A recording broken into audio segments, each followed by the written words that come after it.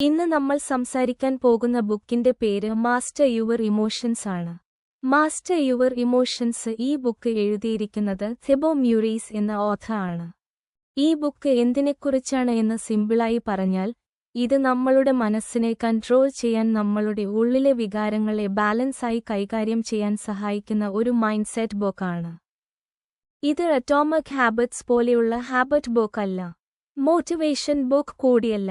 നമ്മൾ day to day ലൈഫിൽ experience ചെയ്യുന്ന ഓവർ തിങ്കിങ്, മൈനസ് ചിന്തകൾ, ദേഷ്യം, ദുഃഖം, ഭയം, ഇതൊക്കെ എങ്ങനെ ഹാൻഡിൽ ചെയ്യണം, എങ്ങനെ കാംലി ഡീൽ ചെയ്യണം എന്നതിനെക്കുറിച്ചാണ് ഈ ബുക്ക് സംസാരിക്കുന്നത്. നമ്മൾ എല്ലാവരും പലപ്പോഴും എക്സ്പീരിയൻസ് ചെയ്യുന്ന കാര്യങ്ങളുണ്ട്. ചെറിയ ചെറിയ കാര്യങ്ങൾ മതി നമ്മളുടെ മൂഡ് മാറാൻ. ആരെങ്കിലും എന്തെങ്കിലും പറഞ്ഞാൽ അത് മനസ്സിൽ കിടന്ന് വീണ്ടും വീണ്ടും ഓടും. ഒരു സിറ്റുവേഷൻ കഴിഞ്ഞിട്ടും അതിനെക്കുറിച്ച് വീണ്ടും വീണ്ടും ചിന്തിക്കും. അമിതമായി ചിന്തിക്കുന്നത് തുടങ്ങും. മൈനസ് ചിന്തകൾ കൺട്രോൾ ചെയ്യാൻ പറ്റാതെ നമ്മൾ തന്നെ സ്ട്രഗിൾ ചെയ്യുന്ന മൊമെന്റ്സ് ഉണ്ടാകും. ഇങ്ങനെയുള്ളവർക്ക് ഈ ബുക്ക് വളരെ റിലേറ്റബിൾ ആണ്. ശരിക്കും പ്രാക്ടിക്കലായി യൂസ് ചെയ്യാൻ പറ്റുന്ന ഒരു ബുക്കാണ്. നമ്മൾ പലപ്പോഴും പറയുന്ന ഒരു കാര്യമുണ്ട്, എനിക്ക് തന്നെ എന്നെ കൺട്രോൾ ചെയ്യാൻ പറ്റുന്നില്ല, എന്റെ മനസ്സിനെ ഞാൻ മാനേജ് ചെയ്യാൻ അറിയില്ല. അമിതമായി ചിന്തിക്കുന്നത് നിർത്താൻ പറ്റുന്നില്ല. ചെറിയ കാര്യങ്ങൾ പോലും വളരെ ഡീപ്ലി അഫക്റ്റ് ചെയ്യുന്നു. ഇതൊക്കെ നമ്മൾ വീക്ക് ആയതുകൊണ്ടാണോ? ഈ ബുക്ക് പറയുന്നത് അത് വീക്ക്നെസ് അല്ല എന്നതാണ്. മനസ്സിനെ എങ്ങനെ ഹാൻഡിൽ ചെയ്യണം എന്ന് നമ്മൾ പഠിച്ചിട്ടില്ലാത്തത് കൊണ്ടാണ് നമ്മൾ ഇങ്ങനെ സ്ട്രഗിൾ ചെയ്യുന്നത്.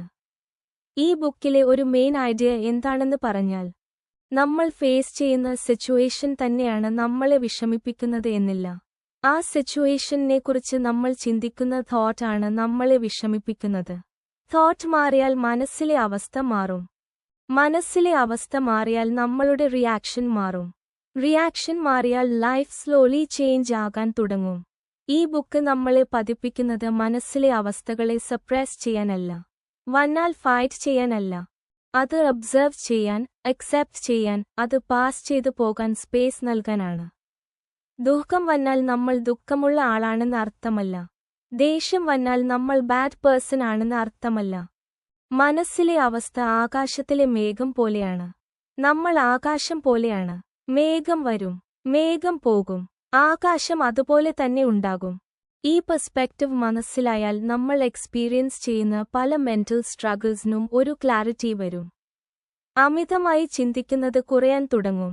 മൈനസ് ചിന്തകൾ കൺട്രോൾ ചെയ്യാൻ നമ്മൾക്ക് സ്ലോലി അബിലിറ്റി വരും. എല്ലാം പേഴ്സണലി എടുക്കുന്ന ഹാബിറ്റ് പതുക്കെ ചേഞ്ച് ആകാൻ തുടങ്ങും. ശാന്തമായ മനസ്സ് ലാക്കല്ല, ശാന്തമായ മനസ്സ് ഒരു സ്കിൽ ആണ്. ആ സ്കിൽ ഡെവലപ്പ് ചെയ്യാൻ ഈ ബുക്ക് നമ്മളെ ഹെൽപ്പ് ചെയ്യുന്നു. ഇത് ഒരു ദിവസം കൊണ്ട് ലൈഫ് ചേഞ്ച് ചെയ്യുന്ന ബുക്ക് അല്ല, പക്ഷേ സ്ലോ ആയി, സൈലന്റായി, ഡീപ്പായി നമ്മളുടെ മൈൻഡ് സെറ്റ് ചേഞ്ച് ചെയ്യുന്ന ബുക്കാണ്. നമ്മൾ മനസ്സിനെ കൺട്രോൾ ചെയ്താൽ മനസ്സ് നമ്മളെ കൺട്രോൾ ചെയ്യില്ല.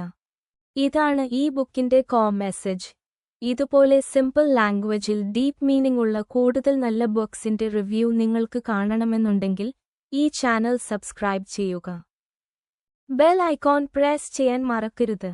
നമ്മൾ അടുത്ത വീഡിയോയിൽ ഇതുപോലെ തന്നെ മറ്റൊരു നല്ല ബുക്കിന്റെ റിവ്യൂവുമായി വീണ്ടും കാണാം. അൺടിൽ ദെൻ, നിങ്ങളുടെ മനസ്സിനെ ശ്രദ്ധിക്കൂ, നിങ്ങളുടെ ലൈഫിനെ ബാലൻസായി നയിക്കൂ.